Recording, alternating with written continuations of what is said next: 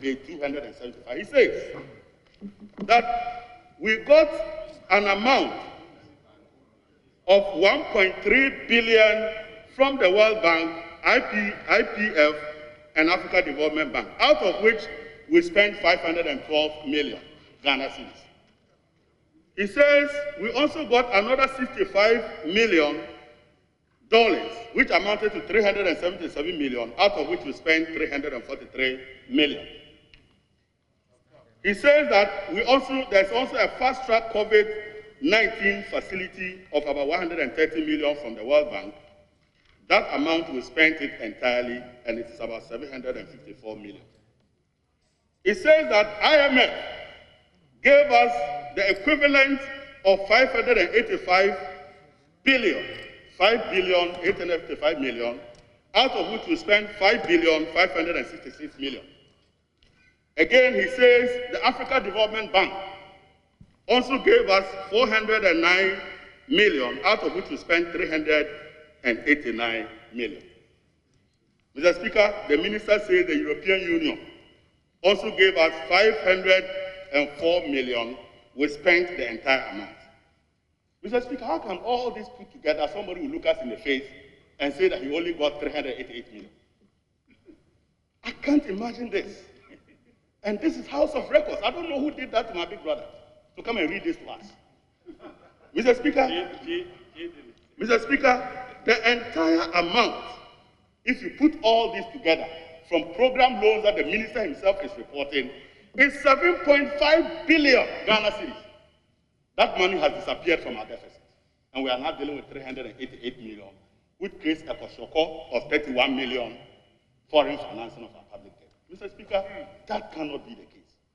Mr. Speaker, we are also aware that this House approved $3 billion, out of which we said $2 billion of the Eurobond money should be spent on the budget. You indicate in your report that you have spent all that money, and yet you say that 2 billion is worth 7.5 billion Ghana cedis. What exchange rate is that? Mr. Speaker, the exchange rate that they themselves use give us our Eurobond utilization on the budget at 11.590 billion. Mr. Speaker, if you put all that together, our foreign financing of the budget comes to an amount of 25.155 billion Ghana cedis, and not 31 million.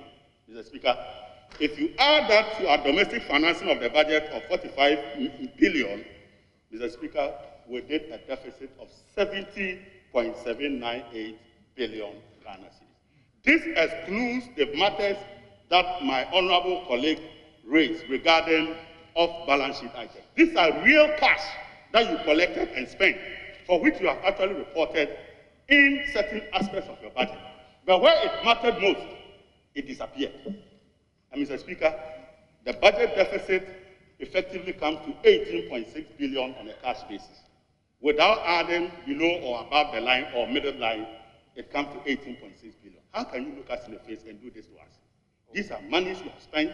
What it means is that expenditure totaling about 25 billion have disappeared from our expenditure framework. Completely disappeared from our framework. And these are expenditures relating to COVID-19 program expenditure. Mr. Speaker, the whole world is worried about transparency in the utilization of donor funds that came to fight COVID. You are not even accounting for the money you spent, and you are taxing us to take more. Mr. Speaker, these are very dangerous times for these people, for our people of Ghana. And we cannot continue on this path. This financial engineering must stop. And Mr. Speaker, this House must insist that the right things are done in order that we get credibility as the political class of our country. We cannot continue on this path. Mr. Speaker, somebody will tell you that some of the monies was used for amortization. Mr. Speaker, this House approved an amount for amortization. We approved $1 billion for amortization.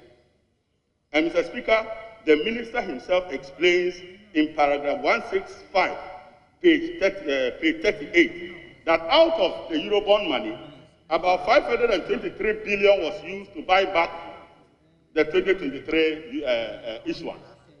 And about 476 billion of the remaining amount of money was spent on domestic liability management. Mr. Speaker, that exhausts the $1 billion. But, Mr. Speaker, in the budget, when it comes to deficit, they report amortization of 14 billion Ghana cedis in order to sweep up the money they spend from borrowing. Mr. Speaker, how can $1 billion metamorphose into 14 billion Ghana cedis? That cannot happen. And this is the kind of gerrymandering that we are facing, and this is what they use to become better managers of the economy. These are better manipulators of the economy, and that cannot happen. Mr. Speaker, I want to make the point that the minister also reports on our public debt, and here again, I want to say that our public debt was conspicuously understated by the records of this House. And here I will prove it. Mr. Speaker, if you look at Appendix 10B, which you find in page 274, it says that there is a schedule they have provided to this House. And that schedule lists all the financial commitments or the loans that we borrowed in this year. Mr. Speaker, I want to go to that document. Their old document, it's not mine. Mr. Speaker, it says new commitments. Appendix 10B, page 249 and page 250. It says new commitments in 2020. These are additional loans we borrowed in 2020, some of which were drawn down, just like the Eurobonds were all drawn down and spent, and should go into our public debt. Mr. Speaker, the matters are referred to regarding the COVID-19 expenditures and the program loans are all conspicuously missing in this appendix, which is talking about our new loans. Even if we want to play Darga with Ghanaians, we can play Darga with $1 billion rapid credit facility from IMF. How can we delete that figure from the list of commitments? $1 billion, Mr. Speaker. All the other items that I raised, European Union spending, the Africa Development Money, World Bank money, are all conspicuously missing from our debt profile. So, Mr. Speaker, an amount equivalent to 7.5 billion Ghana cedis has been shaved off our public debt. Mr. Speaker, if you add those numbers, our public debt is now 299 billion, threatening to hit 300 billion. Mr. Speaker, that gives us a debt to GDP of 78%. So don't be roaming around with 76% because it doesn't exist. What you owe and the debt to GDP is 78%. Mr. Speaker, do you know what you are talking about? I listened to my venerable leader trying strenuously to explain that if they remove the financial sector bailout cost, they remove the energy sector cost from our public debt, our debt to GDP will now be lower. Mr. Speaker, that GDP itself benefited from the banking sector cleanup. When you spend that money on banking sector cleanup, deposited, collected that money as income and spent that money to create income. Those who also collected it also spent it and it created streams of income. We call it the multiplier effect of income. Have you discounted the multiplier effect of those income from your GDP? If you discount it, you realize that minus that, if you hadn't spent that, your GDP would have been a Kashoko GDP, that would give you a debt to GDP close to 100%. So don't even try. It is a very, very rudimentary analysis of economics that you can just eliminate something that created the GDP, but keep the benefit in the GDP and strike a difference and get a balance. It doesn't happen like that. It is important that you report the true state of our affairs, and our economy is in shambles. You have been forgiven. Mr. Speaker, You've been forgiven. I also listened to the Minister responsible for finance say that Ghana's gross international reserve was about 8.4, and because it's about 8.4, Ghana is doing better, and that's why there's stability. Mr. Speaker, What are you talking about? across the globe, gross international reserves are meaningless. The reason is that gross international reserves are not for you. There are people whose liabilities are occurring in the next 6 months. You must take them and put them aside because it's not for you. When you take all that away, including our debt portfolios, the interest payments we are going to make, we need to exclude all of that. Then you get your net international reserves. And Mr. Speaker, our net international reserves is deteriorating. We moved from 5.5 billion in 2019 December to 4.5 billion. Mr. Speaker, if you add, there are some vulnerability items that anybody looking at your net international reserve should be worried about. And Mr. Speaker, I want to list some of them. Your outflows, investment that people have made in Ghana that they can liquidate in short period. Your financial derivatives, your portfolio investments that can be reversed within a short period. Mr. Speaker, those numbers alone are close to 6 billion. In other words, if all these people came for our money, we don't have dollars to give them. We have only 4.5 billion to cover a responsibility of over 6 billion, and we are here celebrating this level of vulnerability. Mr. Speaker, the economy is in shambles. But Mr. Speaker, my good colleague says that the banking sector is in good shape, but I want to talk about what I refer to as policy deception. There is serious policy deception. Mr. Speaker, how can you tax us COVID tax? COVID health tax will give you 899 million. But your government of Ghana expenditure on the health sector is only 13 million. So what happens to the rest of the money? You are not taxing us for COVID. You are taxing us to clean up your mess. Mr. Speaker, they talk about Agenda 111, and yet there is a paragraph that talks about, a table that talks about Ghana government's flagship programs. Mr. Speaker, conspicuously missing in your flagship program is Agenda 111. In fact, conspicuously missing is the health sector. So if you have not budgeted adequately for it and it is not important to you, why deceive the people of Ghana? Honourable Member, your time is up. I give you the sign. Mr. Speaker, some people have more time than they can write. Others can write more than the time. Honourable Member, thank you very much, Mr. share Speaker. what you have with others so that you don't run out of time. Thank you. Okay. So, Mr. Speaker, another policy deception is roads. After your time is up, you are introducing another. I thought you were concluding. Your 5 minutes, 15 minutes. Your 15 minutes. I want to conclude on policy deception. Very well. In conclusion, They are budgeting only 90 million for sanitation. Meanwhile, they are collecting 311 million from us on baller taxes. So the money is not meant for baller. Mr. Speaker, I come from a place where they keep telling us that they are going to build the Kwalibu Dam.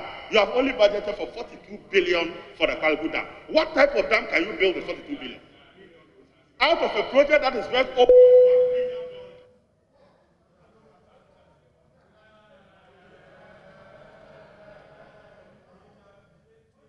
Honourable Kwakupati, yes. I thank you, Mr. Speaker.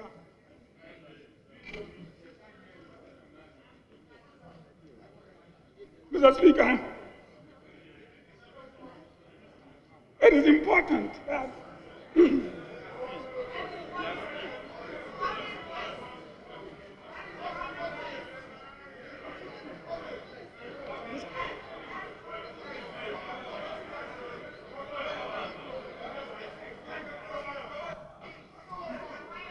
Honourable Member, go on.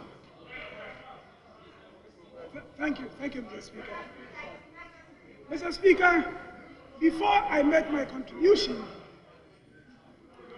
it is important that we correct some of the misinformation that has been put in the records this afternoon. Mr. Speaker, when you sign a loan agreement, that loan agreement figure is not added to your debt stock. It is when you disburse that you add the disbursements to your debt stock.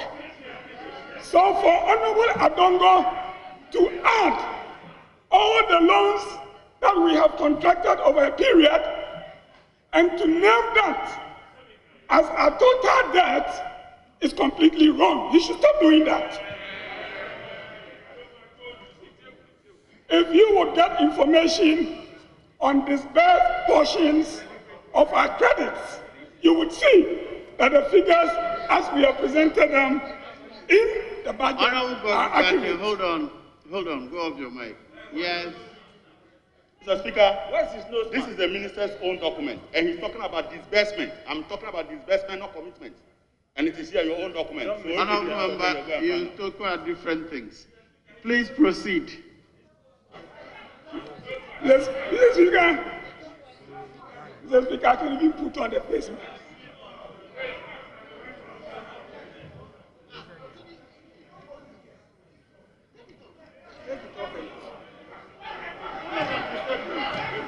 Mr. Speaker, the point I made to Honorable Adongo is that I listened to the figures he added to result in what he says ought to be the figure for our debt.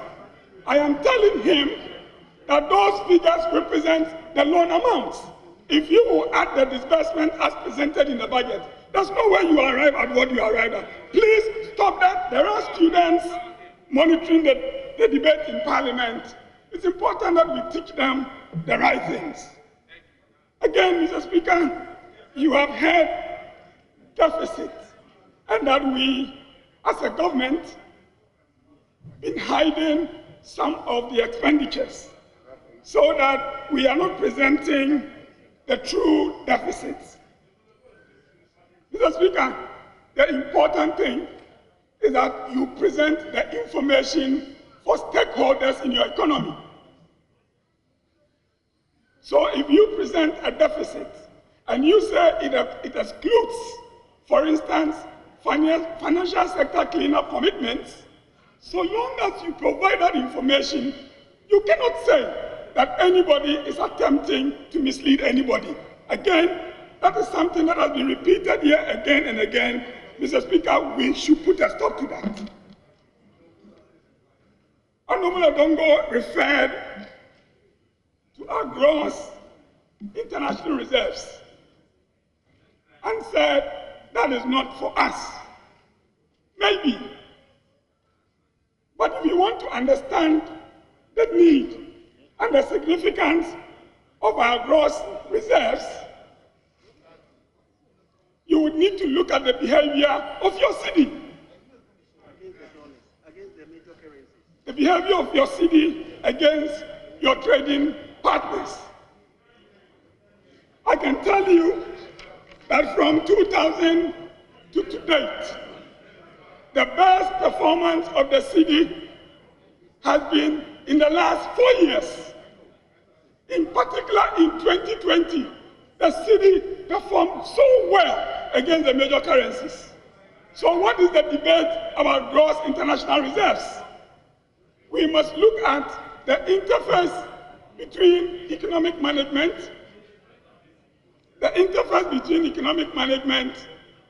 and the welfare of the people. And where it matters is the exchange rate that affects prices on the market. Mr. Speaker, the year 2020, as has been indicated, was a year like no other. And we all saw how a pandemic descended on us, took away lives, disrupted businesses, and destroyed livelihoods. All governments, including that of Ghana, were confronted with the need to find money to finance not just the gap arising out of the revenue shortfalls, but also the additional expenditures that the pandemic had brought in its wake.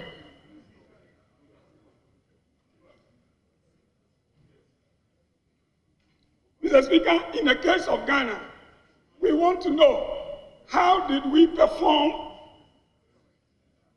within the consideration that we needed to keep our debts within sustainable limits to make the recovery easier and less painful?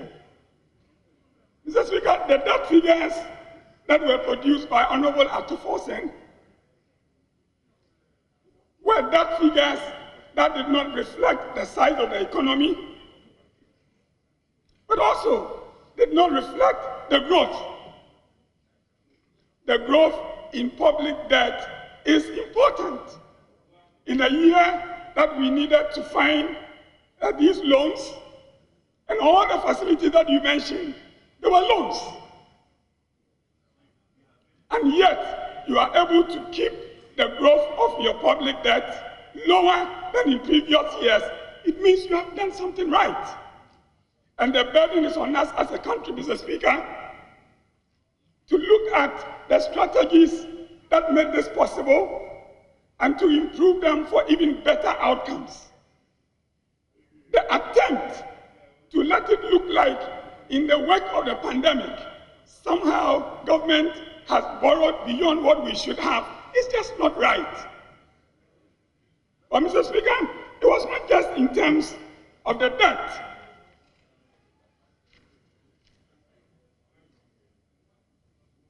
Once we managed to keep that, in my opinion, within sustainable limits, government took pains to preserve all the social services that we had committed to the people. The National Strategic COVID-19 Response Program was preserved in 2020, will be preserved in 2021. Free SHS, preserved. Year of roads, preserved. One district, one modern hospital, preserved. Teacher training allowances, preserved. Nursing training allowances, preserved. One district, one factory, preserved. Planting for food and jobs, preserved. NAPCO program, preserved. School feeding program, preserved. LEAP program, preserved. Pension reforms, preserved. Even on corruption, the record is better than before. Mr. Speaker, it is in this light that we must look at this budget and give it the support that we need. I thank you, Mr. Speaker.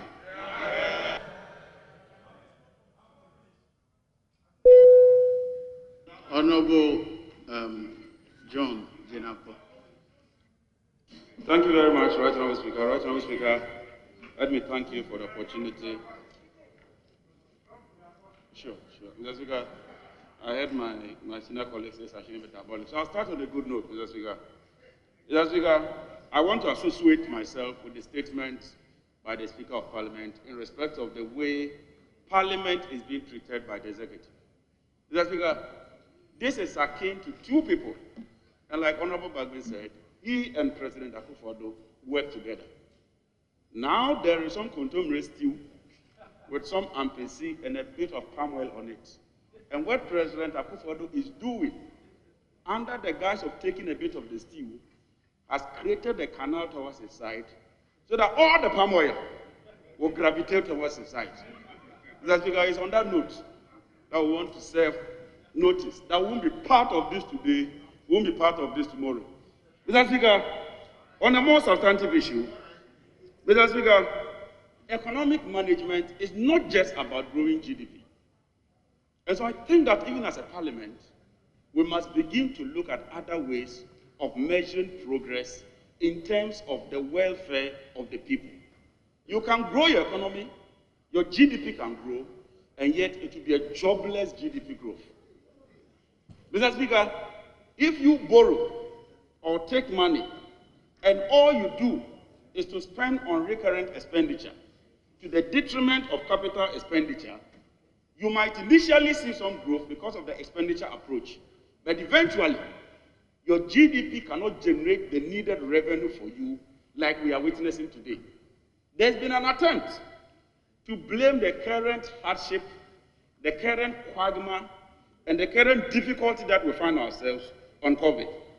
Mr. Speaker, I therefore want to deal with pre-COVID, that is between 2017 and 2019. Mr. Speaker, in 2016, our total tax revenue was 25.7 billion. Out of that amount, our debt servicing was 9 billion. What it meant is that we needed 35% of our tax revenue, and that is your first line item as an economist, to pay for that debt. Mr. Speaker, 2019, the year that they claimed they did well, our tax revenue was 42 billion. Our interest payment ballooned to 20 billion. It means that if you get your tax revenue from 38%, we have moved to 48%. I'm not talking nominal figures. I'm talking percentages. Mr. Speaker, if you took compensation and debt servicing, in 2016, our tax revenue could pay the two items, and we'll still be left with money, because compensation was 14 billion. If you add it to the 19, that makes it 23 billion. So out of 25 billion, 0.7, we still had about 4 billion extra. By the end 2019, compensation and interest payments amounted to 43 billion. So if you took 42 billion, you simply couldn't pay for compensation and interest payment at the same time. So this issue of COVID is neither here nor there. What COVID has only done is to confirm the poor state of the Ghanaian economy, which was hidden in terms of figures. Because if your debt to GDP is growing at a slow pace, and your GDP is growing at a higher pace, and if your deficit, which then becomes the loans and the debt, because once you have a funding gap, which is your deficit, you need to borrow to fill that deficit. It's also low, at around less than 5%. How come today we have a debt to GDP of above 76%? It tells you that you are cooking figures. It's basic economics. Because if your deficits are low, your debt accumulation is low, your GDP growth rate is high, then your debt as a percentage of the GDP, which is the base, must be low.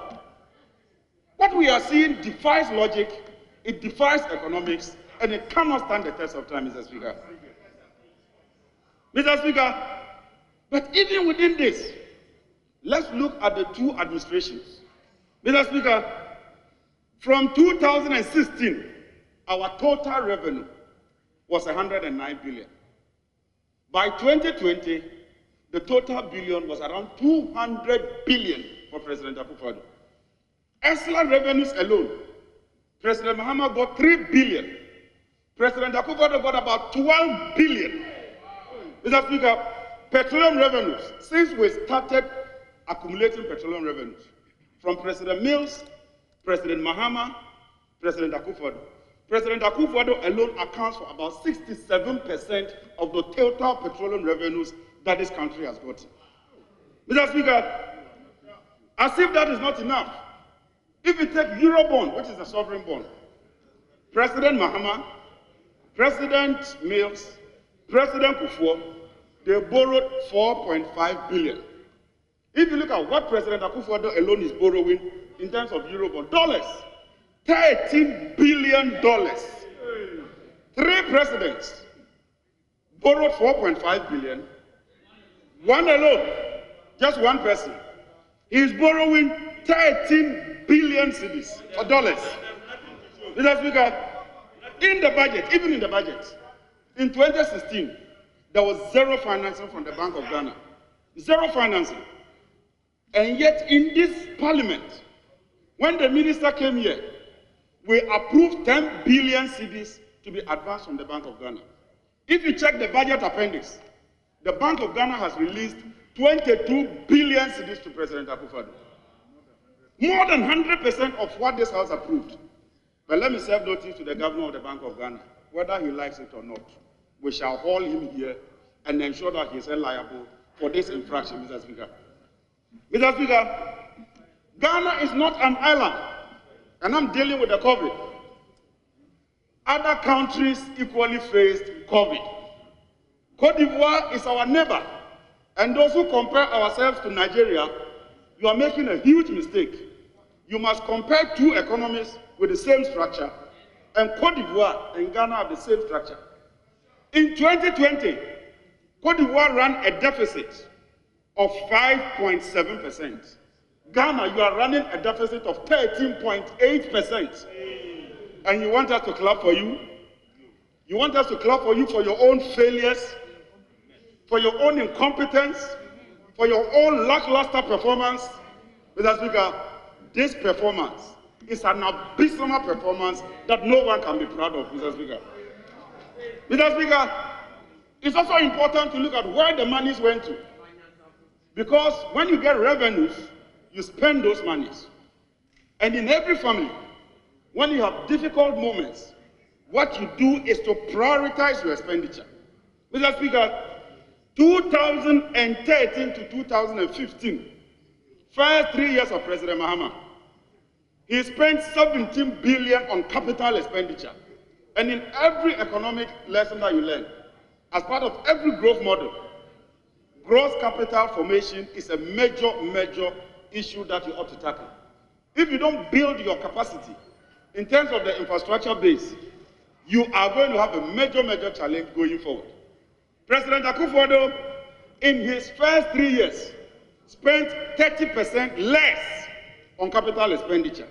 Indeed, when we passed the Energy Sector Levies Fund, the Act, it was resisted. The Road Fund in 2016 accumulated 1 billion. We released all those monies to the Ministry of Roads. Under President Akufo-Addo, over the past 3 years, 2 billion cedis of the road fund has been withheld by the Ministry of Finance. No wonder, Mr. Speaker, our roads are in such a bad and poor state. And I refer to the Energy Sector Levies Act of 2017, 2018, and 2019. Hold on. Yes, Honorable. Thank you, Mr. Speaker. Mr. Speaker, my friend on the other side is misleading the House. Ministry of Finance hasn't held 2 billion of road funds money. No, it is not true. Mr. Speaker, that can't be true. This House is a House of record. There is proof. Can you speak to the mic? I can't hear you. Mr. Speaker, all I'm saying is that it is not true that Ministry of Finance has held on to 2 billion of funds belonging to road fund. Rather, Ministry of Finance has contributed outside their regular funds to enable them pay more contractors. So what my friend on the other side is saying is not true. Thank you, Mr. Speaker. Mr. Speaker, I refer to the Energy Sector Levies Act account presented to this House. It's a public document here. Because of the law we passed that enabled the Minister of Finance to retain some portions of the money, what they did is that the road fund levy, the amount that went into the fund, they kept that money. And you can check, Minister, the record is here. Annual report on the management of the energy sector levies and accounts for the year 2018, submitted to Parliament by Ken Oforiatta, Minister for Finance. We've debated this matter here. We have debated this matter here. Honorable Kwame Agboja has raised this matter right in this chamber. And even at committee level, we advise you that exempt them from the capping and realignment so that you can give their money to them. Honorable Minister, I'll beg you, kindly look at the records. Mr. Speaker, as if that is not enough, if you look at what you can achieve, because in all this, if your landlord gets money or your family head gets money, you must be able to point to something. At least we built a rich hospital. Did we not? We did. We built the whole airport, did we not? We did. We built the KJTR market, did we not? We did. We built the Kotoka airport, did we not? We did. We built the Tamale airport, did we not? We did. We built the Circle interchange, did we not? We did. What has President Akufo-Addo done in the first 4 years of his tenure? Right, Honorable Speaker, the only thing he can boast of is a limping free SHS with traffic light of blue, green, yellow, red, and whatever you want to call it, Mr. Speaker. Mr. Speaker, this is a president who has told us that the Zongo Development Fund has done so well, unprecedented, that he has decided to abolish that ministry. That the Special Development Ministry has done unprecedented work in the history of this country. So the only way to thank them is to abolish that ministry. Mr. Speaker, what kind of Kokua Nancy story is this? Mr. Speaker, this cannot stand the test of time. But apart from those that I've mentioned, go to the critical sectors of the economy. Because when you spend, it must reflect in the critical sectors of the economy. One key critical sector, Mr. Speaker, is the construction sector. Under President Mahama 2016, 8.4% growth. Under Akufo-Addo 2019, pre-COVID, negative 4.4% growth. 1D1F, despite all the issue about 1D1F, President Mahama, 7.9. President Akufo-Addo, 6.3. The currency, the one that you say you've done very well. 2016, the currency depreciated at 9.6. 2019, your best year, the currency depreciated at 12.9%. The financial sector, we were growing it at 8%. Under you, 2019, it is 1.8%. Private sector growth, 14% to 12%. Access to electricity, we took it from 54% to 83%. President Akufo-Addo took it from 83 to 85%. So every year, 0.5% growth. That is his record. Mr. Speaker, in all this, after mismanaging the economy, dissipating our public funds, he has come again with this budget. With this budget, to increase NHIL levy from 2.5 to 3.5. Increase VAT from 3 to 4%. What he calls a something sanitation levy. 10% on diesel, 10% on petrol, another 20% on diesel, another 20% on petrol, and then he's going to the financial sector to tax them 5%, profit before tax. Mr. Speaker, let me serve notice that these taxes, as far as the minority is concerned, we would not be part of this illegitimate, illegal, and callous taxes on the people of Ghana. We would not be part of that. COVID is still with us. In December, you were boasting that you are giving them freebies. What has changed between December and now? Is COVID over? Why do you want to impoverish the ordinary Ghanaian? My final one, because of time, Mr. Speaker. The minister says that he has spent 12.5 billion on capacity charges. This is the 2020 media review budget. And I refer to paragraph 13, page 2. This is the media. We have spent in excess of 4.7 billion in 3.5 years. So the minister says that he has spent 4.7 billion paying for capacity charges in 3.5 years. Then in 6 months, he wants to tell us that he's paid 7.2 billion in 6 months. Let's look at this is the budget. I have come through the appendices. I've come through the budget. This 7.2 billion cannot be found in this budget. But Mr. Speaker, if you want to catch a thief, and excuse my language, there's a very clever I have 1 more minute. Mr. Speaker, we told the minister, the so-called excess capacity that you are talking about, give us the breakdown. Mr. Speaker, this is a public document. This is supposed to be the breakdown for that capacity charge. Mr. Speaker, number 2 on the list is Letasco, 500 million. They supplied fuel for the plants to run and to sell fuel power to ECG. If your plant is idle, your car is parked, you are not moving it, do you burn fuel, Mr. Speaker? No. Mr. Speaker, Stratcon Energy, they were paid 633 million for fuel supply. Mr. Speaker, GNPC, they were paid 86 million refund for heavy fuel oil. I therefore wish to put on record that these sole capacity charges is a figment of the imagination of the current administration, and it cannot stand the test of time. Mr. Speaker, with these words, I want to thank you and wish you well.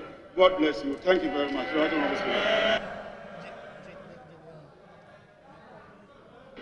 Honorable Dr. Ayo. Mr. Speaker, I rise to support the motion under consideration. Mr. Speaker, it's sad when you are compared one regime to another regime that spent 8 years. Honorable. Now, if somebody. Honorable, every kindly wear your mask. Honorable Kwaku, I ignored because I noticed he had a speech challenge. Kindly wear your mask.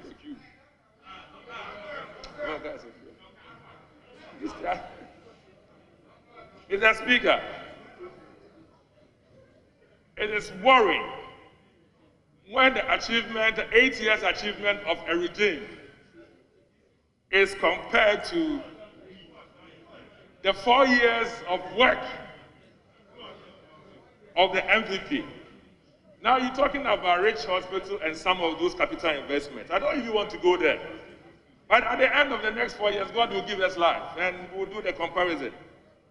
Mr. Speaker, may I probably come from a bit of the ending of the last speaker from the other side, where it was more to do with excess capacity in terms of power generation and all that.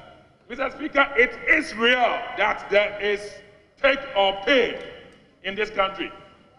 It is real that that take or pay was not informed on evidence or data or science. Mr. Speaker, if you go to the Public Relations International Research site, it tells you that all those people who go into take or pay, those business entities, a lot of time is marks of corruption. It's not me saying. May somebody go to the Public Relations International site to read about those who do take or pay, and it is so clear that there are deals behind. I'm just quoting from there. You stand to research. Mr. Speaker, the MPP were left with this legacy. At the time that the peak demand was 2,400 megawatts, 1,800, we were producing 2,004. Somebody decided in the regime to provide 5,083 megawatts, of which now peak demand is 2,700, and the excess 2,300. We are paying $500 million every year for it for no reason. Yet you come in and you feel so strong to attack the MPP. It is sad. Mr. Speaker, may I come down and then speak a bit about the principles of this debate. And the principles that we're talking about today is about taxation. I'll take it from the taxation perspective. I'll just stick around taxation, and that's okay. Mr. Speaker, I stand here not as a medical doctor, you know, but the economic policy person you also know. And I will speak and teach, and it is important. Mr. Speaker, at this point, it is clear for us to understand that we are in recession. That we are in recession. We are in a recession that you and myself don't know if next year we will still remain in it. And when we go 2 terms or 2 years, of which your GDP is less than the LRT or the long run term, then you are heading to depression. We are better managers of the economy. We are not going to sit there and say that at the end of the day, we are going to do just what others are doing. Mr. Speaker, everyone knows that in crisis, at the early stages, you have to liberate the people by reducing taxes. Nana Danke Akufo-Addo, he did it. Last year, extension of corporate tax filing from April 30th to June 30th, it was done. Income taxes of frontline workers, base salary was increased by 50%. Mr. Speaker, at the same time, if you go to the pension fund, those that did not mature, normally if you take from it, you pay withholding of 15%. It was suspended. This was the heart of the Obantapa Ghana Care budget. There's a feeling for the people. Those who are the lifeline consumers. Mr. Speaker, whenever there is crisis, in 1968, in 1978, in 1988, in 1998, in 2008, if you look at the longitudinal cycle, whenever there is recession, Mr. Speaker, all you have to do, by those social democrats and those who believe in the Keynesian philosophy, is just to cut taxes. That is the other side of the argument. But it also states that if you think that you reduce taxes, but however, the recession is going to persist, then you have to stimulate growth with taxation. And that is what we are doing now. We are intending to stimulate growth with taxation. And somebody is saying this is wrong. Those who do comparative analysis in other countries. Mr. Speaker, our economy as it is now is a middle-income economy. It's a bit more artificial middle income. But we'll take it like that. But as it stands now, Mr. Speaker, if you are indeed middle income, industry must lead. Agri must be the last, and service must follow. For the past 10 years, that oil was explored. We have not seen industry leading. Indeed, it was Nana Dankwa Akufo-Addo's time that industry has taken its rightful place. And if this 1D1F matures, you will see transformation in that phase. Mr. Speaker, we're talking about getting out of recession. Monetary policy. We cannot use monetary policy. In the US, the president has signed 1.9 trillion check. Yes, he can afford. It's a developed economy, service-driven, technology-driven. So for them, he can afford. Even if there will be shakes in the system, they can afford it. If you are going to do what we call quantitative easing, printing money like they have done in the US, you are going to be in a problem because you are more import-dependent economy, and you are going to put external shocks on your dollars, and then everything will run haywire. You will not attempt that. Mr. Speaker, in terms of the physical space, 76% to GDP ratio, whatever it is, we have moved from 66 because of generosity. The generosity of NAPCO, the generosity of expanding school feeding, all those generosity, including the legacy debts. And today somebody is saying that making arguments over debt to GDP ratio, that's no problem. The only way we can be able to move as a people is to do some taxation. Taxing the rich for the poor. What is wrong with that? You use a V8, you buy fuel, you probably engine liter 5.7. Somebody somewhere uses a motor or does not even have a car in my village. And he is saying that pay some money just like it is done elsewhere. Mr. Speaker, as I speak, Botswana, we are in the same socio-economic bracket. They have moved in their budget of February, VAT from 12% to 14%. Mr. Speaker, they have moved their withholding tax from 7.5% to 10%, effective 1st July. Mr. Speaker, they have also levied fuel, and they have moved by $0.09. Mr. Speaker, it's not only them. Let's traverse the sub-Saharan region. Kenya is coming in July. Go and look at their budget proposal. They are thinking about taxation. Mr. Speaker, they also go to South Africa. They have put excise duty on alcohol and tobacco. Plastic bags are there. South Africa is now tax fuel levies increased by 15 cents. And the same as their road accident fund is increased by 11 cents. Mr. Speaker, what is wrong if Ghana does something here, say, VAT 1%, NHLA 1%? The banks, look at the amount of profit, amount of money, some of them repatriate from this country. And somebody is going for 5%, and you are arguing for some of those banks. We have to be more Ghanaian enough. We have to be more Ghanaian enough. We must love ourselves. If you do good, you do for yourself. This budget is talking about the need to take some 5% before tax. And you are telling me that that is wrong. And they cause a mess. In any case, it's a temporary measure. They're talking about up to 2024. I'm worried when somebody will talk against this. Mr. Speaker, we are also going to talk about the 20%, 20 cents that is put per liter of petrol or diesel, so that we can take care of the take or pay, the monstrous payment. Do we know how much $500 million can impact in the health sector? Do you know how much $500 million can impact a year in the health sector? Indeed, the Rich Hospital was there about, I think about $500 million or so. That's time to be corrected. That will build one Rich Hospital in Northeast region. Yes, the following year, it will bring another Rich Hospital in the Western region. However, somebody is just chopping the money free. It is sad. It is sad. Absolutely very sad.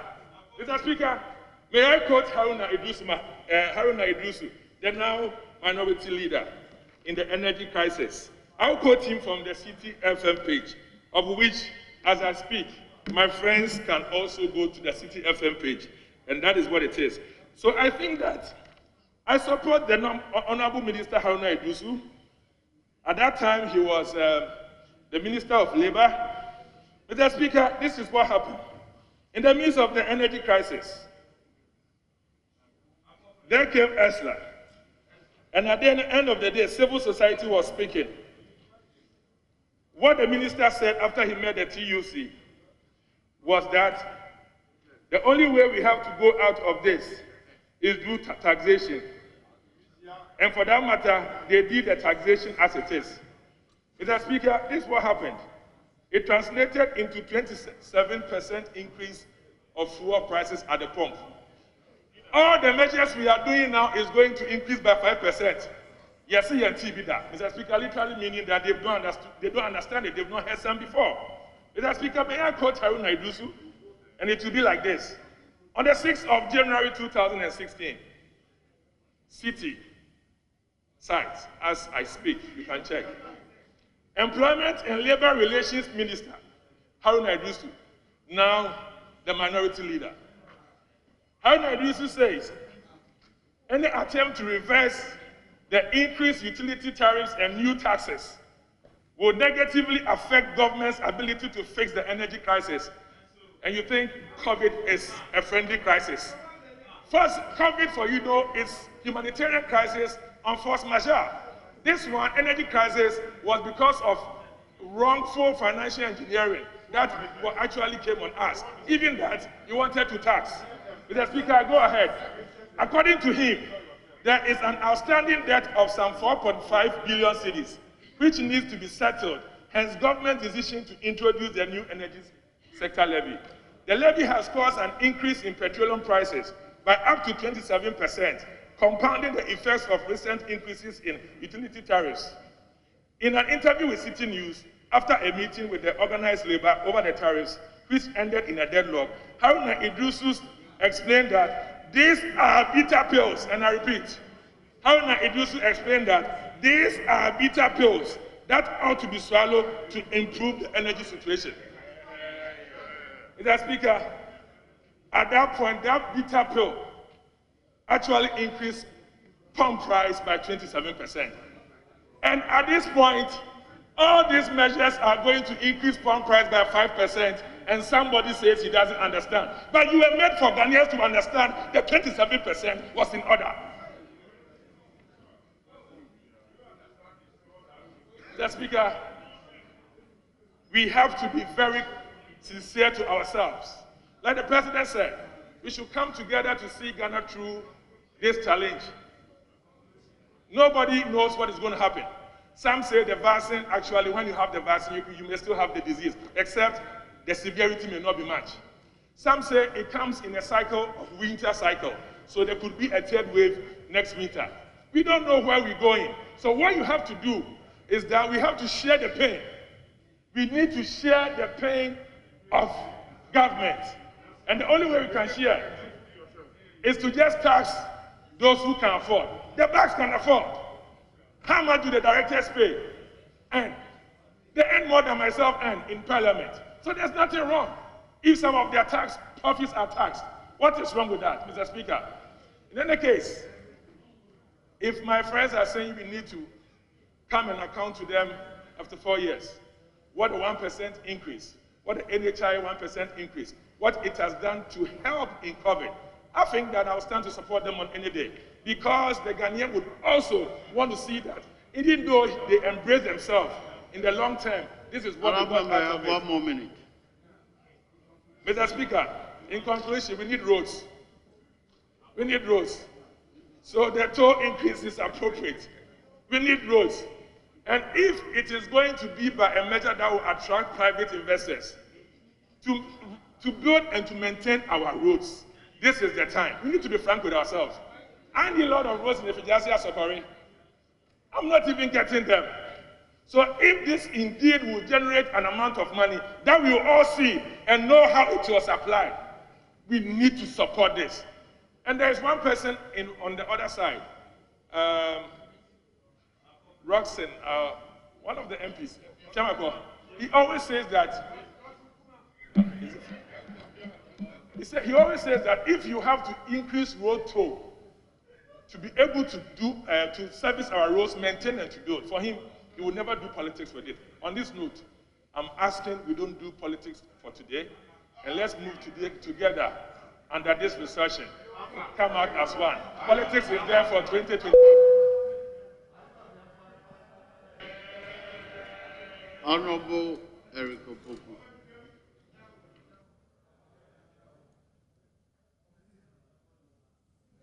Thank you very much, Mr. Speaker. Mr. Speaker, before I start my contribution, I would like to draw the attention of the Honorable Minister responsible of Finance to paragraph 242 of the budget, even before we get to appropriation, because interesting times are ahead of us. Mr. Speaker, it is provided that the Office of the Special Prosecutor has engaged just 2 people, 2. But the budget for the 2 people is 43,473,043 cedis, indicating that every month, each of the 2 will receive a salary close to 2 million Ghana cedis. This will affect the appropriation. So, Mr. Finance Minister, please take note. Mr. Speaker, the President, 242,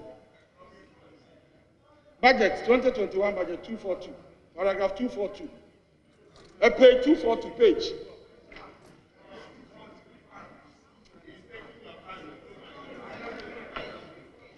Page 242 is here. You are not listening. Okay, Mr. Speaker, the President in the State of the Nation address stated emphatically, and with your indulgence, I would like to read. We have for the first time in a long while become a net exporter of food. Become a net exporter of food. Now, Mr. Speaker, in the President's own budget, paragraph 401 is saying something different. And Mr. Speaker, I read. Paragraph 401. The subsequent engagement with the stakeholders strengthen our determination to ensure we become net exporters on safer routes. Mr. Speaker, so Mr. President is saying on one breath that Ghana is net exporter of food. And another breath, he's talking about determination to become a net exporter. A determination has not been realized yet. And that is the issue. Then the second point, Mr. Speaker, has to do with the fact that if you increase taxes on petroleum, if you increase petroleum-related taxes, you must understand that cost of food production will go up. Cost of transporting food will also go up. And eventually, food prices will rise. So this budget is to impoverish the ordinary Ghanaian because food prices will go up. Yeah. Then on agricultural machinery, Mr. Speaker, under the NDC, subsidies placed on agricultural machinery was 60%. The MPP government under Nana Addo Akufo-Addo has reduced the subsidy from 60% to 40%. And so now the cost of agricultural machinery is more expensive than during the NDC time. All this will feed into rising food prices for the ordinary Ghanaian. Mr. Speaker, I now refer to paragraph 397 of the 2021 budget. Paragraph 397 talks about poultry imports, amounted to 470 million Ghana cedis for each year between 2014 and 2019. Mr. Speaker, what it means is that from 2014 to 2019, we have been spending 470 million each year on the importation of poultry products into this country. Mr. Speaker, it goes further to state that this represents 78% of the total meat imports into Ghana. Mr. Speaker, if 2014, Ghana spent 470 million to import poultry products into this country. And up to 2019, we are doing the same thing. Then within the 4 years, what has the government of the MPP done to increase production of poultry in our country? It means that for the last 4 years, they have not done anything in the sector to boost production. And Mr. Speaker, it is a fact that in the 2017 budget, no allocation was made to support the poultry subsector. In the 2018 budget, the same thing was done. The poultry sector was not allocated even a peso. In the 2019 budget, specifically in paragraph 515, government decided to develop sustainable soybean production strategy to ensure availability of soybean as a raw material to provide feed for the poultry industry. This idea was laudable, but was never implemented. That was the reason why in 2020, poultry farmers were crying for feed to feed their poultry. Mr. Speaker, in the 2020 budget, we were told that government was going to procure 70 small-scale chicken processing units for poultry farmers in the Savannah zone. This was not done. And as we speak, nothing at all has been done in the poultry subsector to boost production. So Ghana still imports poultry of 338,233 metric tons into this country. Now, Mr. Speaker, what is even surprising is that when you read the last sentence under paragraph 397, it says that between 2017 and 2019, poultry production averaged 61,767 metric tons. Mr. Speaker, Ghana consumes 400,000 metric tons of poultry products annually. So if we are producing 61,767 metric tons, then it means that within the last 4 years, government has produced 15.44% of our total poultry meat consumption in this country. So if you are producing just 15%, and you are importing 85%, then what are you people seeking to consolidate? Because you are saying that this budget is to consolidate the gains you have made. Is this the gain that you want to consolidate in this country, producing just 15% of your total meat consumption in this country? Mr. Speaker, another important point worth mentioning is the production of rice, which was also mentioned in paragraph 394. Mr. Speaker, in paragraph 394, we are told that Ghana spends 1.5 billion Ghana cedis annually to import rice into this country. Mr. Speaker, that is factually inaccurate. It is never true that Ghana spends 1.5 billion Ghana cedis on the importation of rice into this country. Mr. Speaker, the President, Nana Addo Akufo-Addo, on 13 December 2019, indicated, and with your indulgence, I would like to quote, this was published by JoyNews of Friday, December 13, 2019.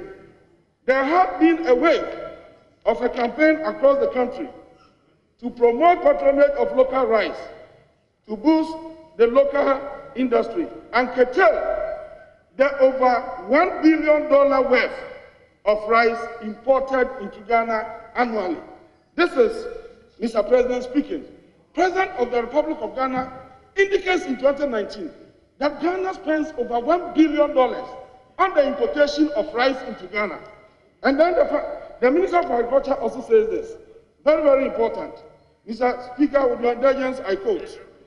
He says, Ghana currently imports about $1.5 billion worth of rice.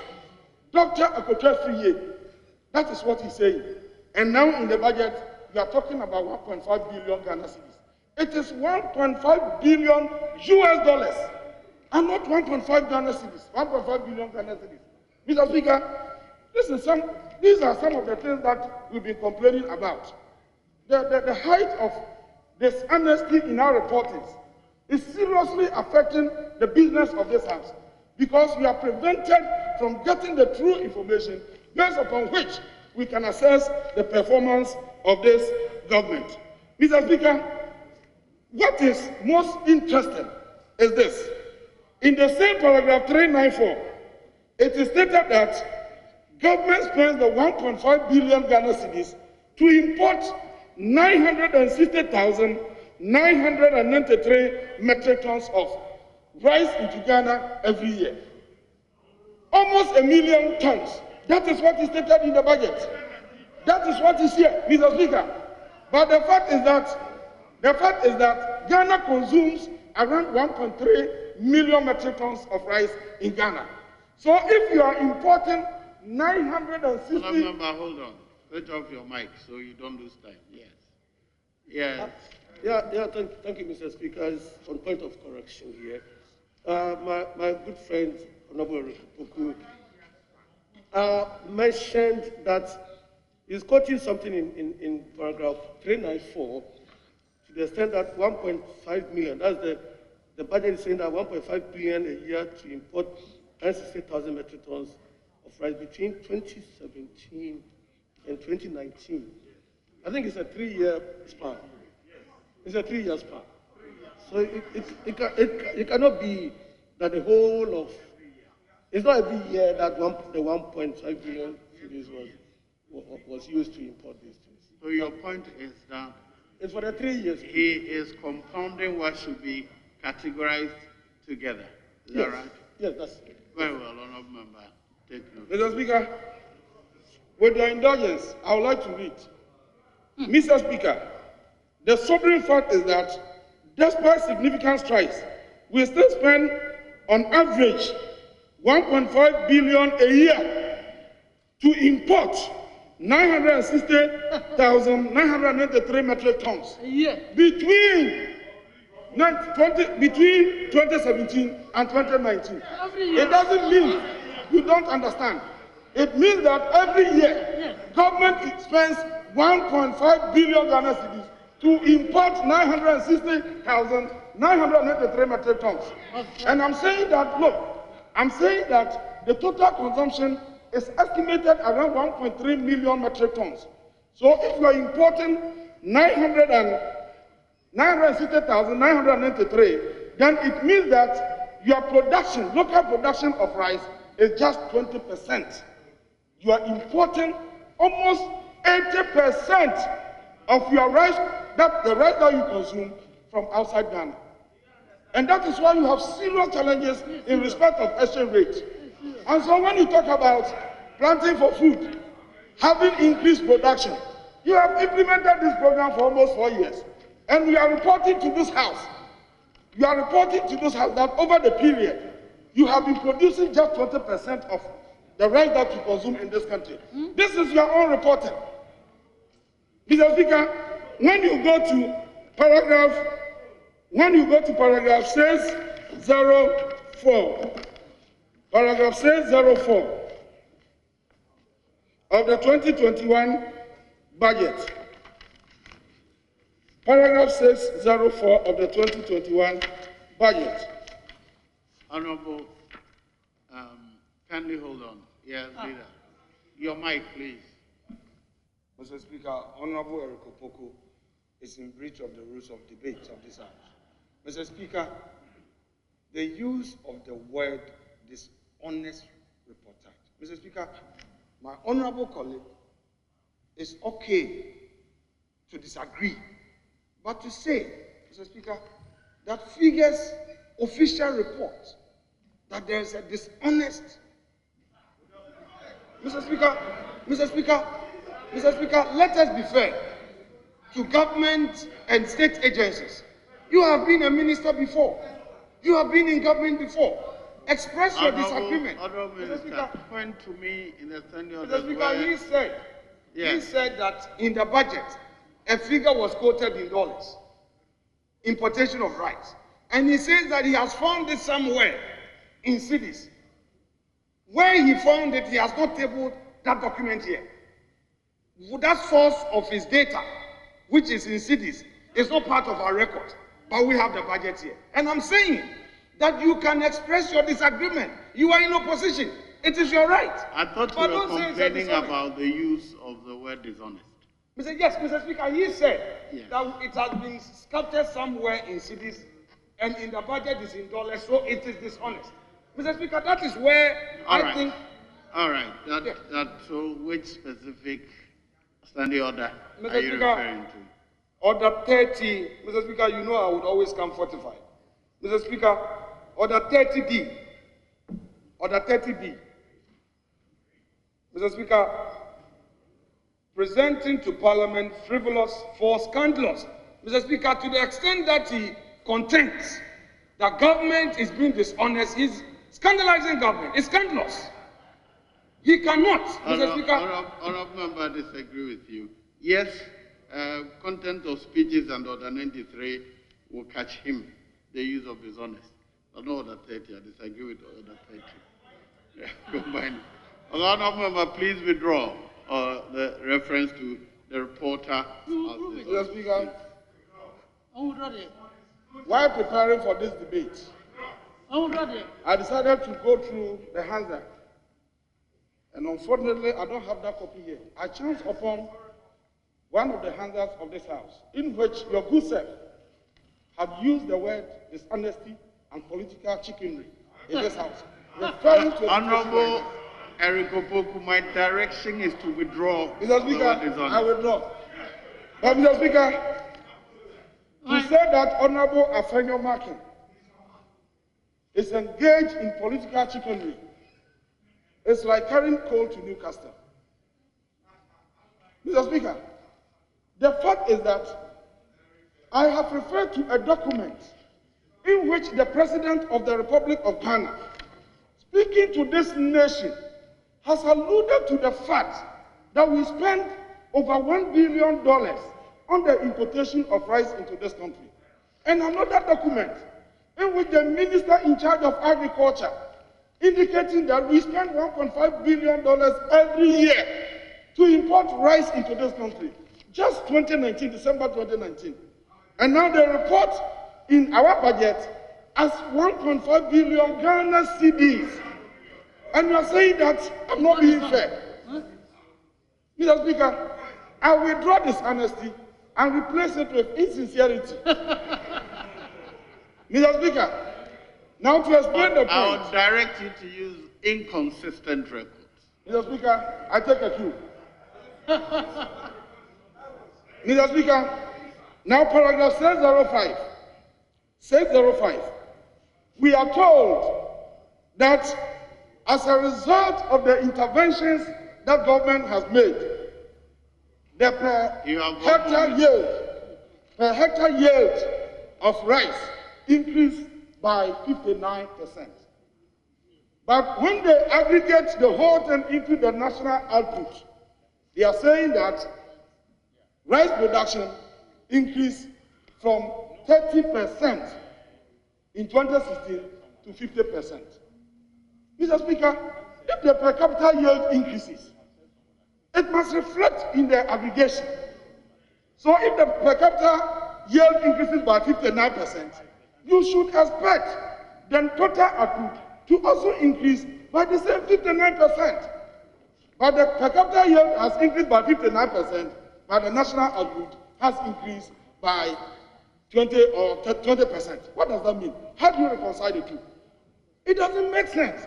These are some of the issues that we raise. Mr. Speaker, let me quickly touch on fisheries. We are told that the fisheries sector grew by 11%. Mr. Speaker, this is surprising. We cannot even know what caused the fisheries sector to register this kind of growth. Kindly conclude. Mr. Speaker, my conclusion is that when you look at the fisheries sector, there are three subsectors. The marine subsector, production is declining. The inland subsector, production is declining. The aquaculture subsector, production peaked at 76,000 metric tons in 2018. In 2020, it is doing 64,000. And we are saying that because of that 64,000, we have registered growth of 11%. Mr. Speaker, this can never be explained anywhere. That is why cleverly you decided not to provide production levels for the marine sector and the inland sector. So just the aquaculture from 52 to 64, you said that 11%. That cannot be substantiated.